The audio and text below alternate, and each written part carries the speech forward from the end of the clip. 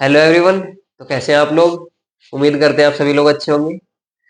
आज का हमारा जो टॉपिक है वो कैश फ्लो स्टेटमेंट का पार्ट सेकंड है।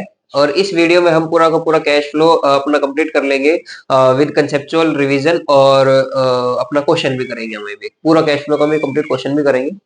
तो जो लास्ट पार्ट में हमने काम किया था, लास्ट पार्ट में हमने क्या काम किया था?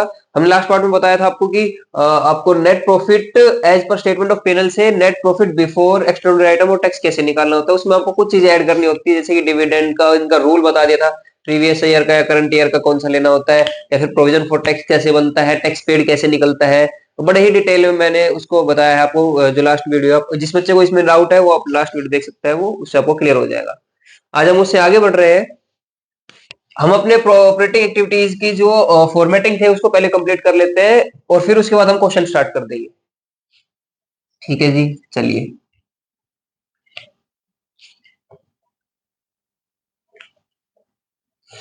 यहाँ पे आपका पर्टिकुलर होता है, यहाँ पे आपका अमाउंट कॉलम होता है और यहाँ पे भी आपका अमाउंट कॉलम होता है। अब देखिए, यहाँ पे मैं लिख रहा हूँ direct net profit before tax and extraordinary item. अब ये निकला कैसे है? Net profit as per statement of PNL से ये आता है। वो कैसे, मैं वो लास्ट वीडियो में आपको समझा चुका हूँ, आप वहां देख सकते हैं। अब मैं इसे आगे कंटिन्यू कर रहा हूँ इस चीज को। इसके बाद क्या करना होता है आपको? जो नेट प्रॉफिट होता है इसमें कुछ चीजें आपको ऐड करनी है, कुछ लेस करनी है। सर ऐसा क्यों करते हैं? ऐसा इसलिए किया जाता है कि नेट प्रॉफिट जो बिफोर टैक्स और एक्स्ट्राऑर्डिनरी आइटम तो आपने निकाल लिया, अब इसमें कुछ ऐसी चीजें इंक्लूड होती है इस प्रॉफिट में जो कि नॉन ऑपरेटिंग होती है। नॉन ऑपरेटिंग इनकम और नॉन ऑपरेटिंग लॉस। आपको अगर मान लेते फॉर एग्जांपल, अब मेरा नॉन ऑपरेटिंग एक्सपेंस है, अब एक्सपेंस है तो पीएनएल में उसने प्रॉफिट को कम किया होगा। हम यहाँ पे इसको न्यूट्रलाइज करेंगे। इसको हम बोलेंगे कि भाई आपने जो लॉस किया है, नॉन ऑपरेटिंग एक्सपेंस आपने किए, उनको वापस से ऐड कर देंगे ताकि प्रॉफिट न्यूट्रलाइज हो जाए। और अगर कोई गेन है तो उसने पहले कभी प्रॉफिट को बढ़ाया होगा, तो हम उसको क्या कर देंगे? हम कम कर देंगे। तो इसीलिए यहाँ पे ऐड होता है नॉन ऑपरेटिंग एक्सपेंसेस, या फिर नॉन कैश एक्सपेंस आप बोलो इसको, इसमें डेप्रिसिएशन आता है। सेकंड आता है यहाँ पे लेस, क्या होती है? नॉन ऑपरेटिंग इनकम या गेन। अब नॉन ऑपरेटिंग क्या होती है? सर ये समझिए पहले, नॉन ऑपरेटिंग का मतलब क्या होता है? आप कोई बिजनेस कर रहे हो, आपके बिजनेस में जो डीलिंग चल रही है, जो आप ओवरऑल प्रोसेस चल रहा है, वो तो ऑपरेटिंग होता है। कि भाई मान लेते हैं फॉर एग्जांपल मेरे मार्केट बनाने का बिजनेस है, तो इसकी कंप्लीट सेल परचेज ये सब मेरा ऑपरेटिंग है। लेकिन फॉर एग्जांपल इसको बनाने के लिए मैंने कोई मशीनरी खरीदी थी, अब उसको मैं सेल आउट कर रहा हूँ, उसमें मेरे कोई इनकम या मेरा लॉस हो गया, वो नॉन ऑपरेटिंग है। मेरा मेन काम नहीं है मशीन को बेचना और खरीदना, मेरा मेन काम है अपना मार्केट बनाना। तो जो बिजनेस को चलाने के लिए जो ऑपरेशन में यूज होता है उसको ऑपरेटिंग एक्टिविटी बोलते हैं। लेकिन साइड बाय साइड कुछ ऐसी एक्टिविटीज भी होती रहती है जो कि आपकी नॉन ऑपरेटिंग होती है, उसी को हम यहाँ पे ऐड और लेस और माइनस करेंगे। वो देखते हैं कैसे करते हैं। चलिए, तो इसमें कुछ नॉन ऑपरेटिंग एक्सपेंस में लिख देता हूँ। वैसे आपके पास बुक में जो प्रॉपर फॉर्मेटिंग है, मैं फिर बाद में वही चीज रिपीट कर रहा हूँ सर फिर से। आपके पास जो फॉर्मेट है कैश फ्लो का, आप उसको घोट के पी जाइए, आप उसको याद कर लीजिए। आपको ये पता होना चाहिए कौन सी आइटम कहाँ आती है। समझाने के लिए मैं समझाता हूँ कि यहाँ लिखी क्यों जाती है। ठीक है, इसमें सबसे पहले आता है डेप्रिसिएशन आपका।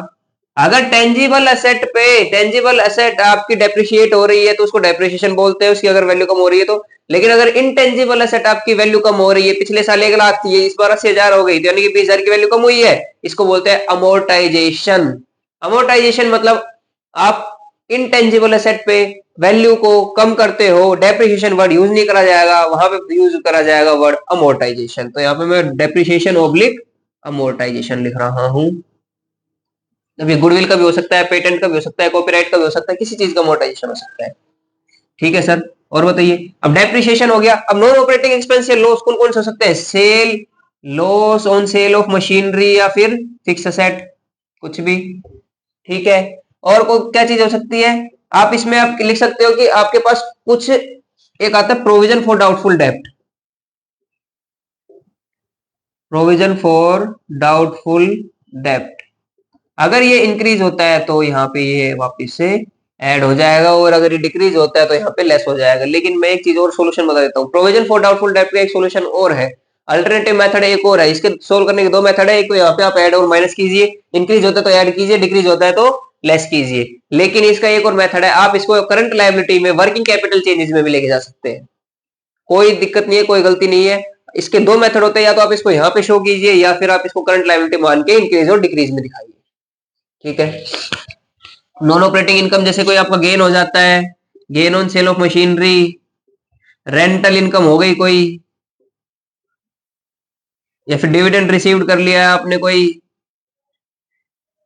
ये सारी की सारी आपकी जो इनकम होती है आप इनको यहाँ पे लेस करते हैं। ठीक है, इसकी प्रॉपर फॉर्मेटिंग आपको अपने बुक में मिल रखी होगी, लेकिन आपको हेड ध्यान रखना है, हेड क्या है, नॉन ऑपरेटिंग एक्सपेंसेस और नॉन ऑपरेटिंग इनकम लेस करनी है। इसके बाद लेस और ऐड करने के बाद इसमें बहुत सारी चीजें और होती है, दो चार चीजें मैं लिखवा नहीं रहा हूँ यहाँ पे, वो नॉर्मल होती है। अब यहाँ पे आते हैं कुछ चीज हो जाती है, अभी जो इसके बाद जो प्रॉफिट निकल के आता है वो होता है net profit before working capital changes.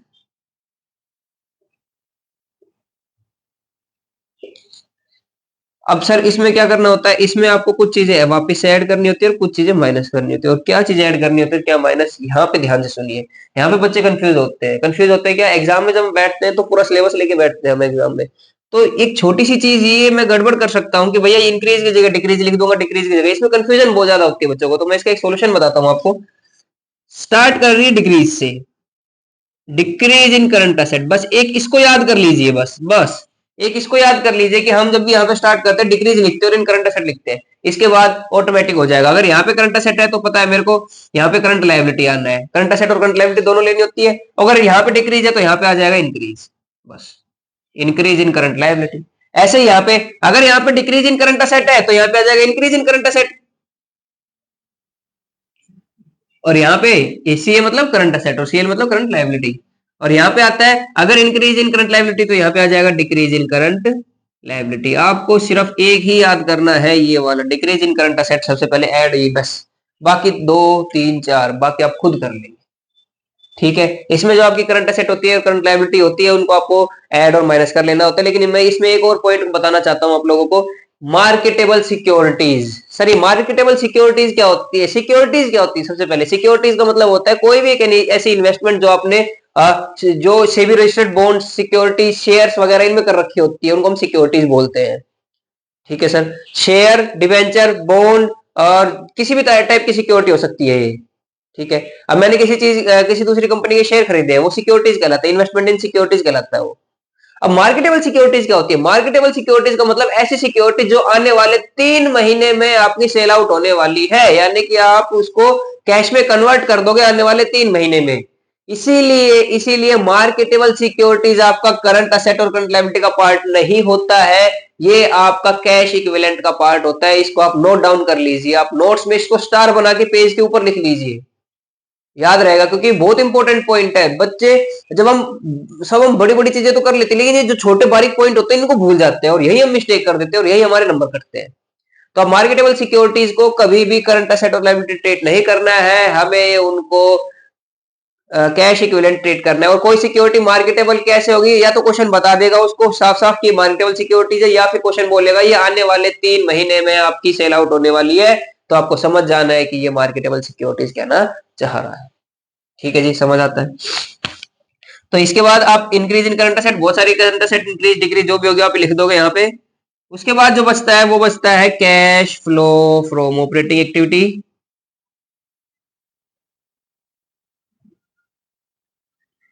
अब जो ये cash flow from operating activity बचता है, इसके बाद एक चीज और लेस होती है, लेस टैक्स, नेट टैक्स। क्या होता है, नेट टैक्स पेड, यानी कि नेट का मतलब क्या होता है, किसी चीज ग्रोस में से कुछ चीज माइनस करते हैं तो नेट निकलती है। ग्रोस में कोई चीज माइनस करते हो आप तो आती है नेट। तो सर ये क्या है, इनकम टैक्स। ग्रोस का मतलब इनकम टैक्स, जो आपको एक्चुअल इनकम टैक्स पे किया है और जो आपको रिफंड मिल चुका है वापस से, रिफंड आपको क्रेडिट हो चुका है वापस से, आपको वो रिफंड नहीं लेना है, बाकी नेट ले लेना है पूरा का पूरा। यानी कि जो टोटल इनकम टैक्स पेड है वो माइनस जो रिफंड है वो is equal to net tax paid. और ये वाला जो नेट टैक्स पेड होता है ना, यही जाता है प्रोविजन फॉर टैक्स अकाउंट में, और ये आता है आपका यहाँ पे लेस हो जाएगा नीचे टैक्स पेड। इसके बाद जो निकलेगा आपका वो निकल जाता है exact net cash flow from operating activity. ठीक है, तो ये समझ में आया। और ये रिफंड जो होता है, रिफंड ऑफ क्रेडिट क्या हो जाता है, ऊपर जाके उसमें ऐड हो जाता है, इससे ऊपर जो निकलती है ना चीजें वो जाके ऐड हो जाएगा। जैसे डिविडेंड, प्रपोज डिविडेंड जहाँ पे ऐड होता है वहीं पे ही लेस हो जाएगा सर ये। रिफंड ऑफ टैक्स आपका क्रेडिट हुआ है तो ये लेस हो जाएगा। क्रेडिट मतलब इसने इनकम को बढ़ाया है लेकिन एक्चुअल में ये इनकम है नहीं, तो इसने ऊपर जाके एक्स्ट्रा आइटम के नीचे लेस कर देना है आपको। ठीक है सर, तो ये हो जाता है आपका ऑपरेटिंग एक्टिविटी कंप्लीट यहाँ पे। और प्लीज आप साथ साथ काम कीजिए, आप अपने नोट्स बनाइए।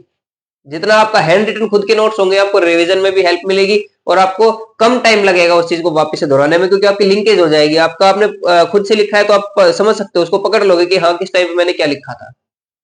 ठीक है, अब आते हैं हम इन्वेस्टिंग एक्टिविटीज पे। और जो इसकी दो चार चीजें होती है घबराइए मत, वो आप आराम से उसको चूज कर सकते हो। आप देख सकते हो कि वो ऑपरेटिंग है नॉन ऑपरेटिंग है, जैसे कि लॉस हो गया, प्रोविजन हो गया। अच्छा इसको मैंने बता दिया है, वर्किंग कैपिटल में भी ले सकते हो, amortisation, depreciation, loss on sale of machinery, dividend, ये सब। उसके बाद आता है आपका इन्वेस्टिंग एक्टिविटीज। अब इन्वेस्टिंग एक्टिविटीज और फाइनेंसिंग बड़ा ही इजी है। इन्वेस्टिंग एक्टिविटीज क्या होती है? Cash flow from investing activities.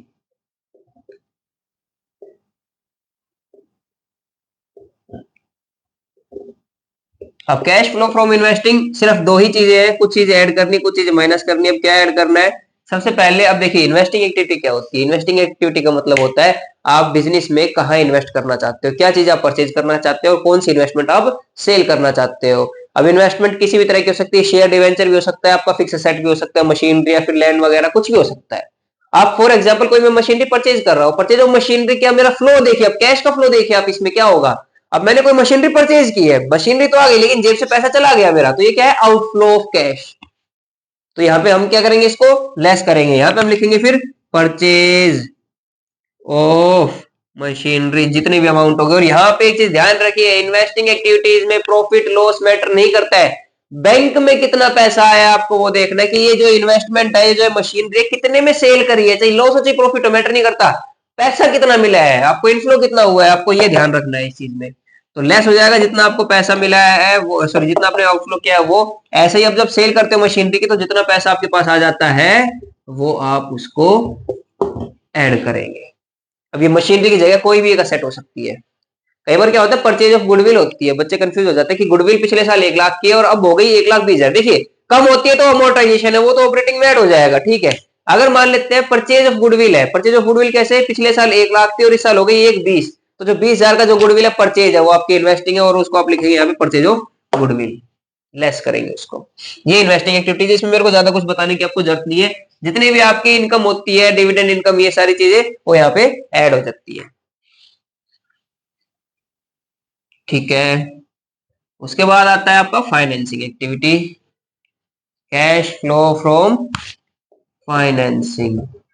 Financing activities देखिए, फाइनेंस का मतलब क्या होता है? बिजनेस पैसा कहां से उठा रहा है, बिजनेस में पैसे की लेन देन कहां से हो रही है, as a loan, as an advance, capital advance, loan advance, ये सब। अब देखिए दो तरह के सोर्स होते हैं आपके फाइनेंस, सोर्स ऑफ फाइनेंस आपके दो तरह के होते हैं, डेप्ट और इक्विटी। या तो पूरा का पूरा डेप्ट होगा या पूरा का पूरा इक्विटी होगा, दोनों का कॉम्बिनेशन होगा, डेप्ट प्लस इक्विटी होगा।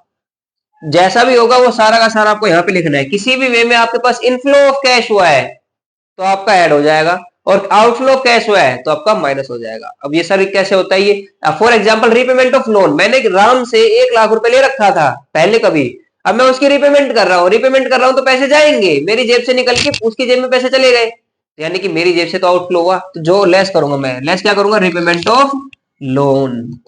यानी कि किसी भी तरीके का लोन जो आप रिपेमेंट करते हो वो सारा का सारा आपका लेस हो जाता है, और इसमें भी अमाउंट देखनी पड़ती है कि टोटल अमाउंट कितनी हुई है, लॉस प्रॉफिट मैटर नहीं करता। ऐसे ही ऐड कर देते हैं कुछ चीजें। ऐड क्या करते हैं? जैसे कि मान लेते हैं issue of debenture, issue of share, ये सारे के सारे आपके ऐड होते हैं। ये ऐड क्या होते हैं? क्योंकि ये प्रोसीड कराते हैं, हमें पैसा दिलाते हैं। शेयर इश्यू करते तो एंट्री पास नहीं करते, bank account debit to share equity application account, तो बैंक अकाउंट डेबिट यानी कि बैंक में पैसा आया है। और इसमें मैं दो चीज क्लियर करना चाहता हूं, एक तो सिक्योरिटी प्रीमियम रिजर्व। अगर रिजर्व एंड सरप्लस में नोट्स टू अकाउंट्स में आपके पास लिखा है सिक्योरिटी प्रीमियम रिजर्व, पिछले साल कुछ भी नहीं था, इस साल 10,000 हो गया है, यानी कि आपने शेयर इशू किए होंगे और उस पर आपको प्रीमियम मिला होगा, उस प्रीमियम को आपको यहां पे लेके जाना पड़ता है शेयर प्रीमियम अकाउंट या रिजर्व जो भी आप बोलते हो, और उसको यहाँ पे ऐड करना है। ध्यान रखिए इस चीज को, शेयर प्रीमियम अगर कम हो रहा है तो माइनस कर देंगे। यूटिलाइजेशन, ठीक है जी। तो ये आपका नॉर्मल आ जाता है फाइनेंसिंग का। अब तीनों का, अब ये देखिए इसको सी नाम दिया, इन्वेस्टिंग को बी नाम दिया और ऑपरेटिंग को ए नाम दिया। जब हम तीनों को ऐड कर लेते हैं ए प्लस बी प्लस सी, ये हमारा बैलेंस आता है। इसमें हम ऐड करेंगे opening cash and cash equivalent. Opening cash and cash equivalent अगर आप इसमें ऐड कर दोगे तो जो ये बैलेंस आएगा ये क्या ऑटोमेटिकली आपका closing balance of cash and cash equivalent के बराबर आएगा, और यहाँ पे आपका वेरिफिकेशन हो जाएगा आंसर की। ठीक है, उम्मीद करते हैं आप लोगों को ये नोट समझ में आए होंगे, क्योंकि मैं साथ साथ बोल भी रहा था। अगर आपको लिखने में कोई दिक्कत है, राइटिंग में कोई दिक्कत है, मैं बोल भी रहा हूँ, आप उसको उस हिसाब से लिख सकते हो। बाकी इसका एक क्वेश्चन हम कर लेते हैं, फुल फ्लैश एक क्वेश्चन कर लेते हैं पूरा कैश फ्लो का, जो एग्जाम में 90% रिलेटेड होता है। 90% रिलेटेड, मैं कोई आपको ज्यादा मुश्किल या ज्यादा आसान क्वेश्चन नहीं करा रहा हूँ, जो रिलेटेड है जैसा कि एग्जाम में आएगा मैं वैसा ही आपको एक क्वेश्चन करा रहा हूँ। ठीक है, चलिए शुरू करते हैं।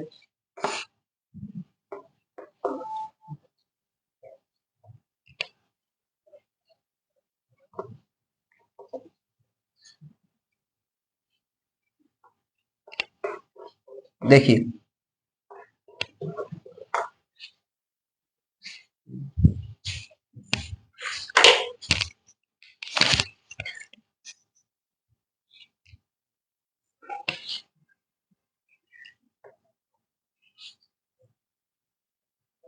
फॉर्मेट बनाइए, और फॉर्मेट में टाइम ज्यादा नहीं लगाना है आपको, मुश्किल से 30 सेकंड लगाने और स्केल और पेंसिल का यूज करना है। फटाफट लाइन खींचो। सर क्या लाइन बिल्कुल सीधी होनी चाहिए? नहीं, आप जल्दी जल्दी खींचिए, कोई दिक्कत नहीं है। आप देखिए आता सबको, मैं वही रिपीट बात कर रहा हूँ, वही रिपीट कर रहा हूँ दोबारा, आता सबको है, लेकिन टाइमली जो कंप्लीट कर देता है उसी को स्कोर अच्छा मिलता है।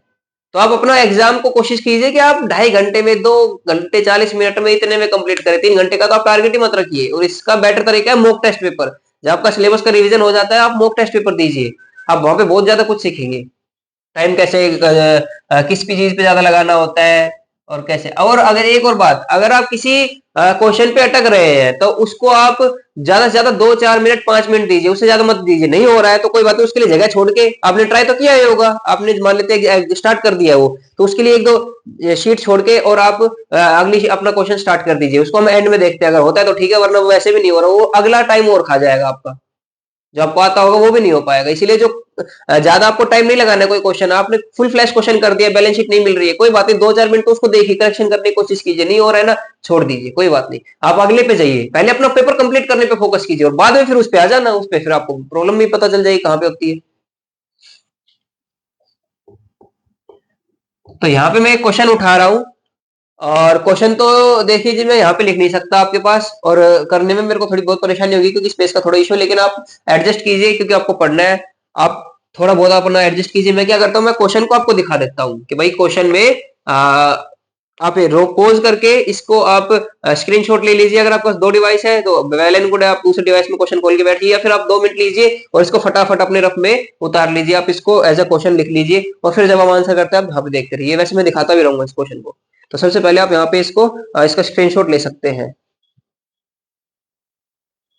ठीक है, चलिए शुरू करते हैं क्वेश्चन को। अब क्वेश्चन करने का तरीका क्या होता है, सबसे पहले आप फॉर्मेट बनाइए ए बी और सी यहाँ पे। और कैसे काम करना है देखिए, मैं थोड़ा बहुत बता भी देता हूँ कैसे काम करना है आपको। मान लेते हैं ये आपकी नोटबुक है, या फिर ये आपको शीट मिलेगी एग्जाम में। तो आप क्या कीजिए, एक पूरी की पूरी जो ये वाली जो शीट है इसको ऑपरेटिंग के लिए रखिए बस।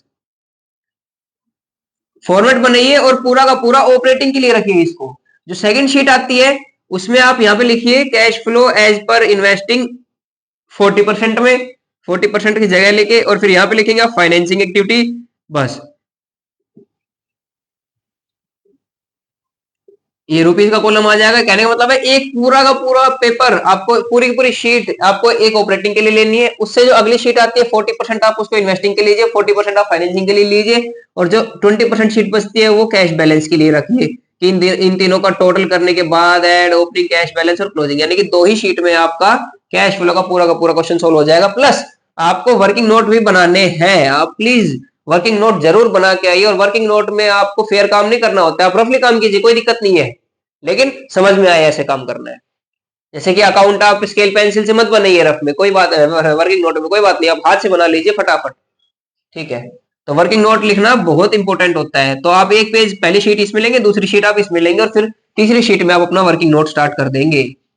ये प्रोसीजर आप अपनाइए, आपको टाइम भी कम लगेगा और आप गलती भी कम होगी। तो इस पे और स्पेस शीट आपको फ्री में मिलेगी। देखो भैया उसको कोई पैसे नहीं लग रहे हैं, आप जितनी शीट यूज कर सकते हो ना कीजिए, जितना आप गैप ले सकते हो कीजिए। कई बार क्या होता है बच्चा दिमाग में सोच लेता है कि टीचर को ये लगेगा यार 2-3 पेज छोड़ दिए नहीं आता, कोई बात नहीं, अपना अगला क्वेश्चन स्टार्ट कर, 2-3 पेज रहने दो बीच में, क्या फर्क पड़ता है।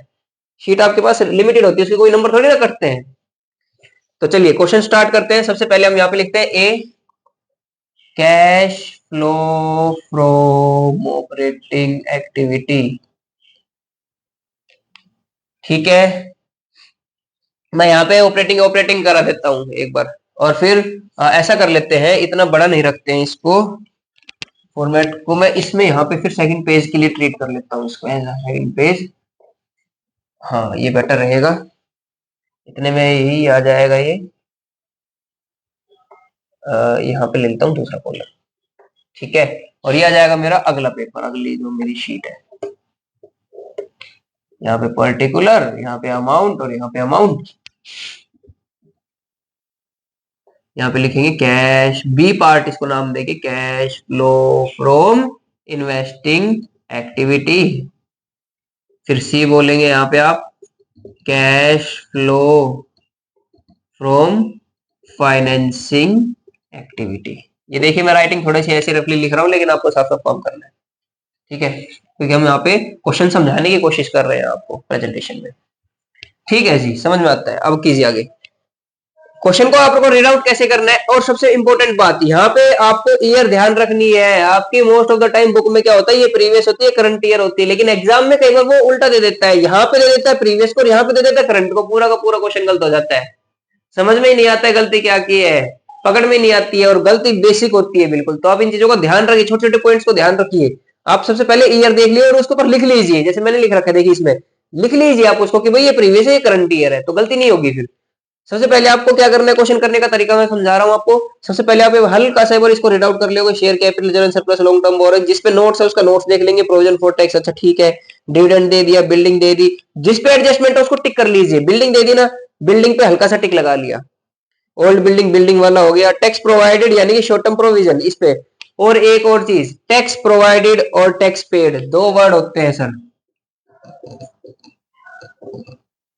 टैक्स प्रोवाइडेड, टैक्स प्रोवाइडेड का मतलब है करंट ईयर प्रोविजन बनाया गया है। करंट ईयर प्रोविजन यानी कि इसमें फॉर एग्जांपल इसमें लिखा है tax provided during the year 80,000, यानी कि करंट ईयर का जो प्रोविजन है वो 80,000 है, ये पेड नहीं है। अगर साफ साफ बोलता है टैक्स पेड, यानी कि ये मेरा इनकम टैक्स पेड है। अगर टैक्स प्रोवाइडेड लिखा हुआ है तो ये किसके बारे में बात कर रहा है, प्रोविजन के बारे में बात कर रहा है, ये प्रोविजन, ये चीज ध्यान रखिए आप, कंफ्यूजन होती है इस चीज में। चलिए क्वेश्चन शुरू करते हैं हम। सबसे पहला आता है शेयर कैपिटल। अब देखिए इक्विटी शेयर कैपिटल 4 लाख रुपए की है और ये 6 हो गई है, यानी कि इंक्रीज हुआ है। अब इंक्रीज हुआ है तो क्या है, प्रोसीड है, तो आप यहाँ पे ऐड लिखेंगे, पैसा आया है, proceed from issue of shares, proceed from issue of shares. कितने रुपए का, 4 का 6 हो गया, 2 लाख रुपए आपका इंक्रीज हुआ है, तो आप यहाँ पे लिखेंगे 2 लाख। और इसका जो है ना डायरेक्ट आप कॉलम में लिखिए, कोई दिक्कत नहीं है। फाइनेंसिंग और इन्वेस्टिंग का डायरेक्ट कॉलम में लिखिए, कोई बात नहीं। इसको आपको ये कॉलम यूज करना है ज्यादा ऑपरेटिंग में, क्योंकि इसमें कैलकुलेशन ज्यादा होती है, इनमें कैलकुलेशन 2-4 होती है, कम होती है। ऐसा ही क्वेश्चन आपके एग्जाम में आएगा, ज्यादा टिपिकल क्वेश्चन नहीं आएगा। 4 से 5, मुश्किल से मुश्किल 3 से 4 आपके एडजस्टमेंट आएंगी, और एडजस्टमेंट भी इजी होंगी। 1 पॉइंट या 2 पॉइंट आएगा पूरे क्वेश्चन में जो आपको समझ के करना है, बाकी आप सारा काम कर चुके होंगे। कॉन्फिडेंस रखिए अपने ऊपर। सेकंड आता है रिजर्व एंड सरप्लस। इसमें साफ साफ लिखा है, कोई नोट्स नहीं है, लेकिन स्टेटमेंट ऑफ पीएनएल, यानी कि प्रॉफिट की बात कर रहा है। पिछले साल 1 लाख था, इस साल 2 लाख हो गया, यानी कि इंक्रीज इन प्रॉफिट कितना हो गया, 1 लाख। तो आप यहाँ पे लिखिए net profit as per statement of PNL, कितना, 1 लाख, ठीक है। उसके बाद आता है long term borrowing. Long term borrowing की देखिए डिक्रीज हुआ है, 2 लाख रुपए से 1 लाख रुपए हुआ है, यानी कि डिक्रीज। अब डिक्रीज कब होता है, जब हम रिपेमेंट करते हैं तब। इसका मतलब यहाँ पे ये लेस हुआ होगा, यहाँ पे लिखेंगे आप repayment of long term borrowing. अगर आपको राइटिंग में कोई इश्यू है, मैं साथ साथ बोल भी रहा हूँ, आप बोलने पे आप लिख सकते हो उस चीज को। तो repayment of long term borrowing कितने की है, 1 लाख रुपए की, इसको आपने लेस कर दिया। कैसे पता 1 लाख रुपए, पिछले साल 2 लाख थी, इस साल बची 1 लाख, यानी कि मैंने किसी को 2 लाख रुपए देने थे पिछले साल, और अब मैंने उसको 1 लाख ही देने, तो 1 लाख मेरा डिक्रीज हुआ, यानी कि मैंने पेमेंट की तो आउटफ्लो ऑफ कैश। उसके बाद आता है बैंक लोन। अब देखिए कई बार इसमें मिस्टेक होती है, गलती करते हैं बच्चे। शॉर्ट टर्म बोरोइंग को हम करंट असेट मान लेते हैं, करंट लायबिलिटी मान लेते हैं। नहीं, शॉर्ट टर्म बोरोइंग को आपको बोरोइंग ही ट्रीट करना है, चाहे वो शॉर्ट टर्म हो चाहे लॉन्ग टर्म हो। और साफ साफ इसमें लिखा भी है बैंक लोन। अब बैंक लोन पिछले साल 10,000 था और इस साल कुछ भी नहीं है, यानी कि रीपेमेंट हुई है। सेम एज इट इज यहाँ पे आप लिखेंगे रीपेमेंट ऑफ बैंक लोन 10,000। ठीक है जी। उसके बाद क्रेडिटर, ये वर्किंग कैपिटल चेंजेस में रखते हैं करंट असेट में, और करंट लायबिलिटी को मैं भी छेड़ नहीं रहा हूँ, ट्रेड क्रेडिटर वगैरह को। शॉर्ट टर्म प्रोविजन, अब प्रोविजन पे आ जाइए। प्रोविजन में लिखा हुआ है 70 और 40, provision for tax. Working note बनाइए। मेरे पास यहाँ पे थोड़ा स्पेस का इश्यू है, मैं यहीं पे वर्किंग नोट बना लेता हूँ और फिर इसको रब कर दूंगा मैं। आप अपने नोटबुक में बनाइए। एक अकाउंट बना लेते हैं वर्किंग नोट में।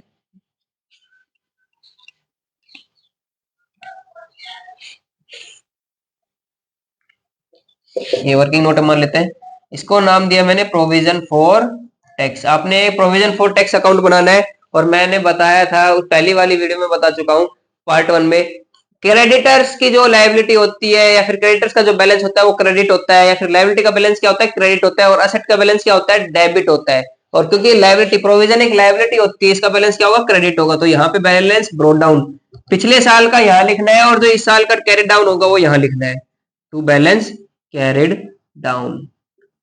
ठीक है, तो पिछले साल का कितना है 40,000, तो आप यहाँ पे लिख लीजिए, ब्रोट डाउन कर लीजिए 40,000। इस साल का कितना है 70,000, आप कैरी डाउन कर लीजिए 70,000।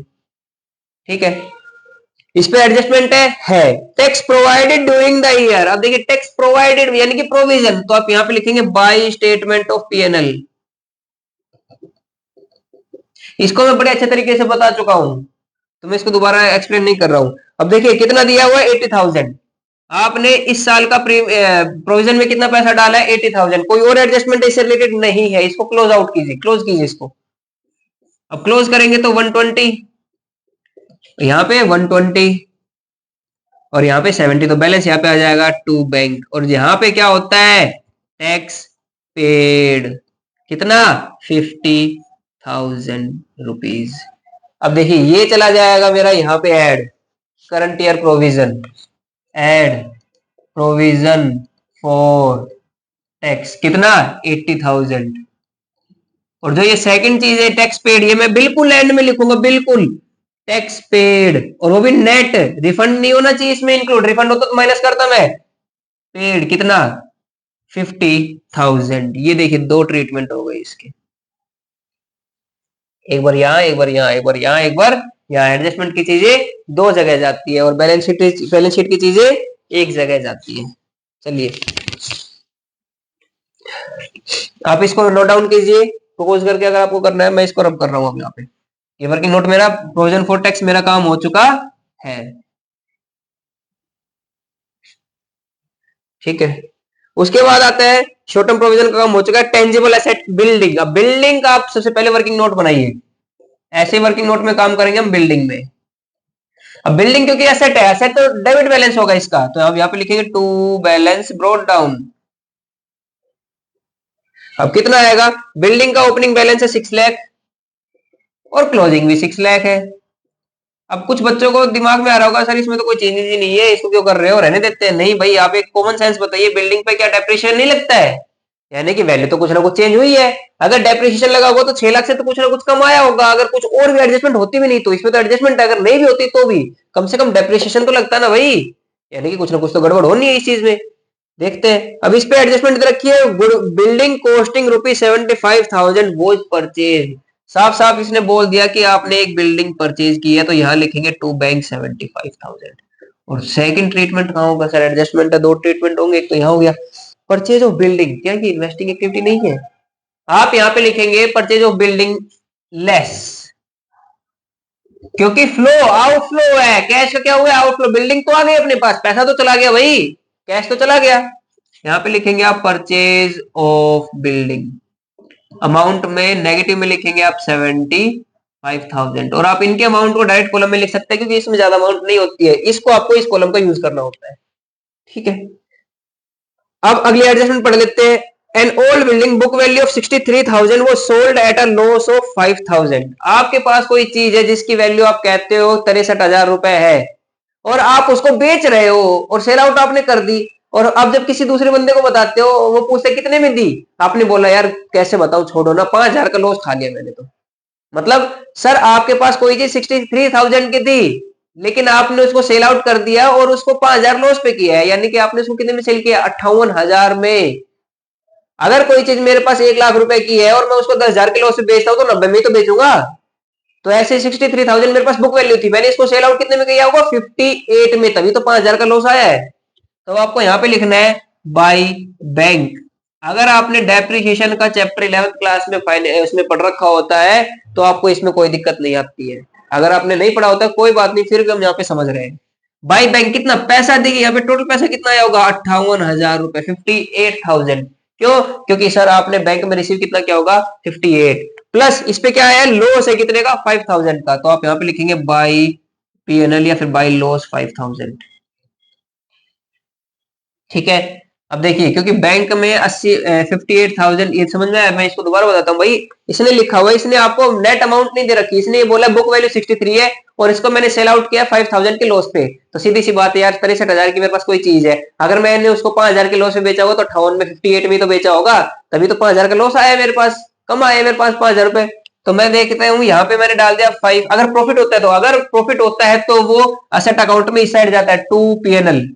प्रॉफिट जितना भी होता है वो इस साइड जाता है, लॉस होता है तो वो इस साइड जाता है। तो 58 और 5 कितना हो गया, 63 हो गई है। अब देखिए इनका ट्रीटमेंट देखिए। सबसे पहले ये बैंक पे, बैंक में पैसा आया है कैसे, sale of building. Sale of building क्या है, इन्वेस्टमेंट। अब इन्वेस्टिंग एक्टिविटीज में, अब इन्वेस्टिंग एक्टिविटीज में पैसा आया है यानी कि एड, आप यहां पे लिखेंगे सेल ऑफ बिल्डिंग, कितना, 58,000। ठीक है। उसके बाद लॉस, जो ये लॉस है, अब यहां पे ध्यान दीजिए, ये लॉस है, इसने आपके प्रॉफिट को कम किया होगा, आपने इसको पैनल में डेबिट किया होगा, लेकिन क्या ये ऑपरेटिंग है, नहीं, ये नॉन ऑपरेटिंग है, तो ये क्या हो जाएगा, ऐड हो जाएगा, add loss on sale of building. ये नॉन ऑपरेटिंग एक्सपेंस है, नॉन ऑपरेटिंग लॉस है, ये आके यहाँ पे ऐड हो जाएगा। अब इस अकाउंट को क्लोज कीजिए, आपने एडजस्टमेंट कर ली है। इसमें कोई डेप्रिसिएशन वगैरह का कोई रेट नहीं दे रखा, तो मैं डेप्रिसिएशन भी लगा देता, लेकिन आपको यहाँ पे अब देखना है, इस साइड आता है तो मेरी परचेज आएगी बची हुई, और इस साइड आता है तो मेरा डेप्रिसिएशन आएगा, क्योंकि डेप्रिसिएशन अभी तक नहीं लगा है यहाँ पे। अगर डेप्रिसिएशन लग जाता तो फिर इस साइड तो फिर वही परचेज आती, लेकिन इस साइड क्या आ जाती, सेल आ जाती, फर्दर सेल आ जाती। तो आप यहाँ पे इसका टोटल कीजिए, सबसे पहले तो 63, इस साइड का टोटल क्या है 675। तो देखिए इस साइड का टोटल ज्यादा है तो आपको 675 लिखना है यहाँ पे। अब 675 और ये इसका टोटल है 63, यानी कि आपका कितने का गैप है, 12,000 रुपए का। तो ये क्या हो जाएगा, डेप्रीशिएशन। आप यहाँ पे लिखेंगे बाय डेप्रीशिएशन 12,000, और इसको आप वापस से यहाँ पे ऐड कर देंगे डेप्रीशिएशन के नाम पे 12,000। ये समझ में आया, आप इसको वर्किंग नोट बनाइए, पॉज कीजिए, वापस से समझिए अगर आपको समझ में नहीं आया तो। ठीक है, मैं इसको रब आउट कर रहा हूँ यहाँ पे।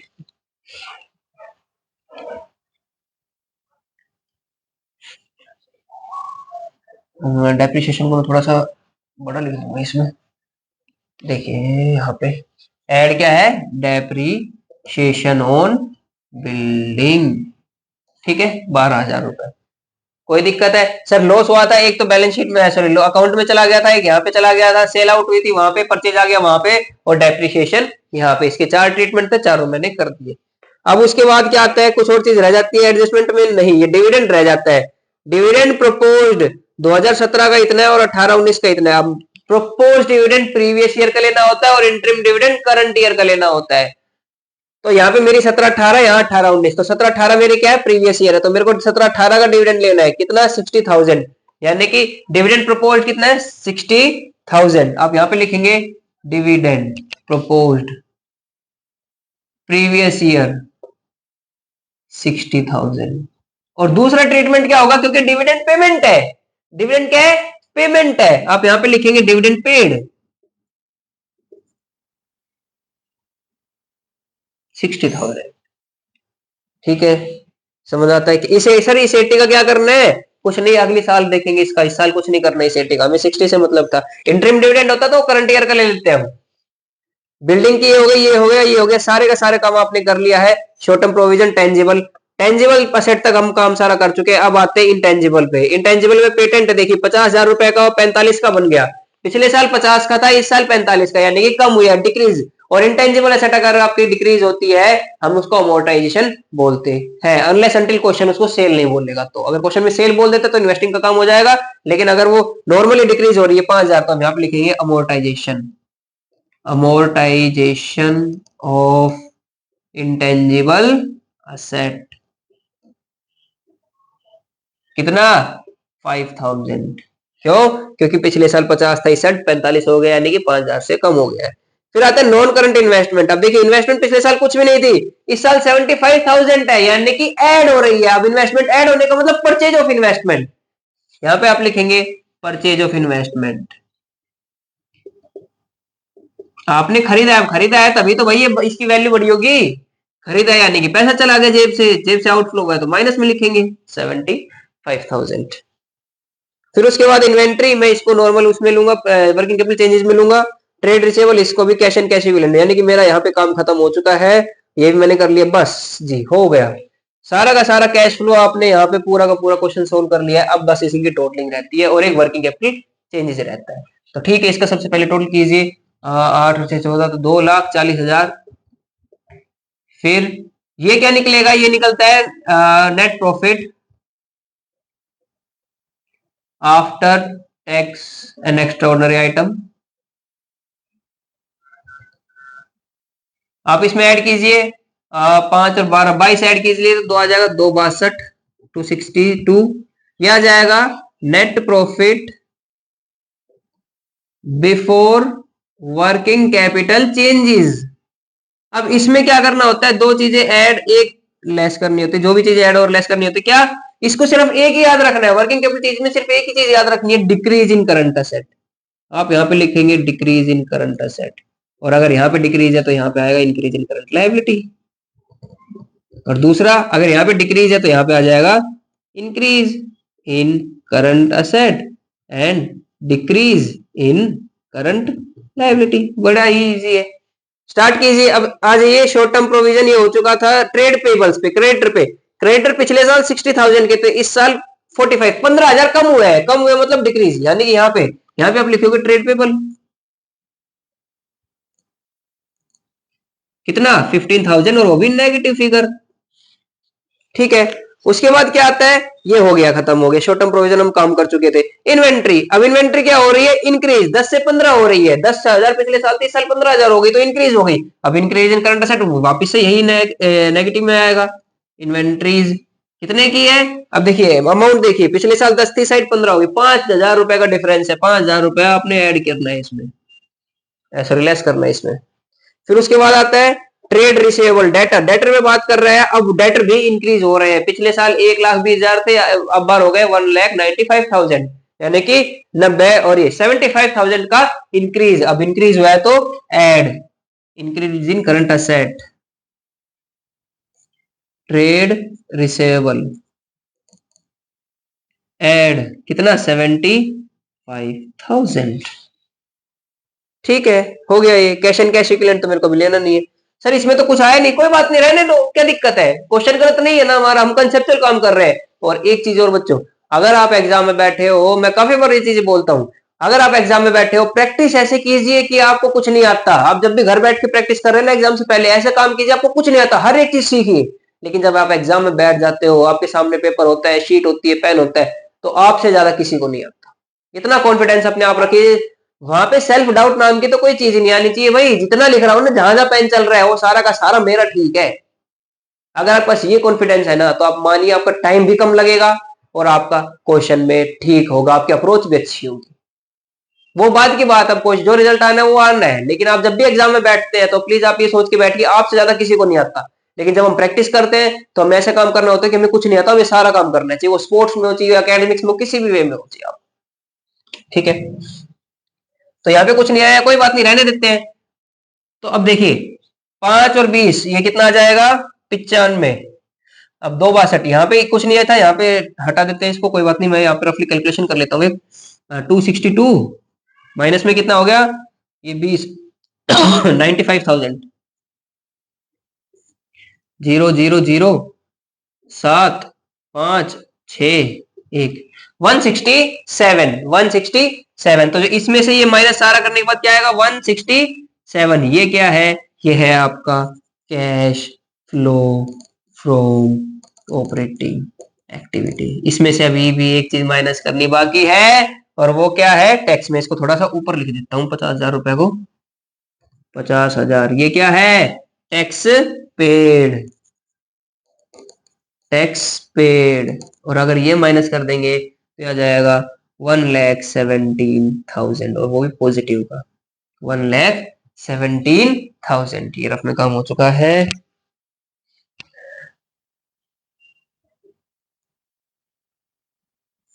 ये देखिए, ये हो गया है आपका net cash flow from operating activity, 1,17,000।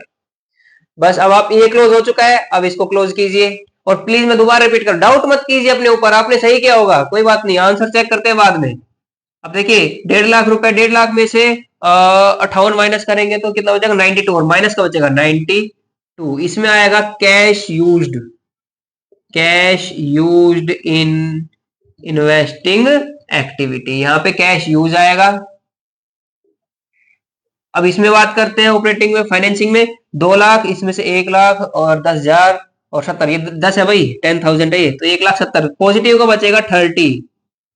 तो cash flow from financing activity कितना आ गया, 30,000। ये आ गया आपका 1,17,92 और 30। इसको हमने नाम दिया था ए, इसको बी और इसको सी। अब क्या करते हैं, यहाँ पे आपको ये काम हो चुका है, अब नीचे यहीं पे काम कीजिए। आप यहाँ पे लिखिए A plus B plus C is equals to, अब देखिए 1,17,000 और 30 कितने हो गए, 147। 147 माइनस में 92। अब कुछ बच्चे देखेंगे ये 147 कहां से आ गए, भाई मैंने ये पॉजिटिव का और ये पॉजिटिव का दोनों को ऐड कर दिया, तो 30 में से 17 जोड़ोगे तो 47 बनता है, तो 147 147 और माइनस का 92, तो ये कितना आएगा